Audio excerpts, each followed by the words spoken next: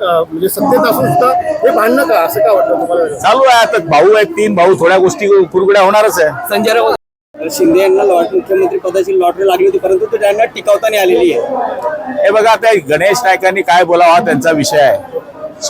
एकनाथ शिंदे साहेबांनी काय टिकवलं नाही टिकवलं हे जनतेने दाखवून दिलंय. आम्ही 80 जागा लढलो आणि 60 जागा जिंकून आलो. त्यामुळे मला तरी असं वाटतं की वरिष्ठ नेत्यांनी एकमेकाच्या बाबतीमध्ये असं बोलण्यापेक्षा संयमाने वागावं अशी आमची त्यांना सूचना आहे. संजय काही तळोद्यात आलोय का मुंबईत आलोय?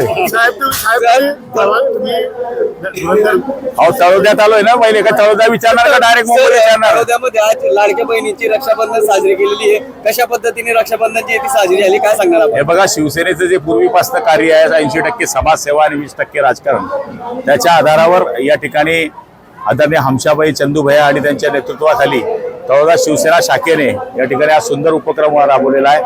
आणि मला तरी असं वाटतं की सत्ता असो किंवा नसो, शिवसेना जी पूर्वीपासून काम करत होती त्या कामाला आजही त्यांची खंड पडलेला नाही, याचा आम्हाला अभिमान आहे. ठाकरे यांनी एकनाथ शिंदे यांना कधीच नेता म्हणून पाहिलं नाही, नेता म्हणून पद दिलं नाही, परंतु उद्धव ठाकरे यांनी सगळ्यात मोठा पाप जो आहे तो केलेला आहे. संजय राऊत कोण होता? पेन कागद घेऊन लिहिणारा, छोटे छोटे कागदांवर रंगवणारा माणूस होता. याला आमच्यामुळे खासदारकी मिळाली. 12 वेळेस भाषण केलेले, आता 13वीची वेळ जी आहे ती सरकारची आलेली आहे. बरंच मटेरियल दिलं. सर, राजकीय दहीहंडी कशी राहणार आहे? अरे बाबा, आता कुठे राजकीय दंडे आणले? फोडली ना अंडी आम्ही. नाही, स्थानिक स्वराज्य संस्थेमध्ये आपली दहीहंडी कशा पद्धतीने फोडणार आहे? स्थानिक स्वराज्य संस्थेच्या निवडणुकीत कशी दहीहंडी फोडणार आपण? वेळ येईल तेव्हा बघू. 10 मिनिटं.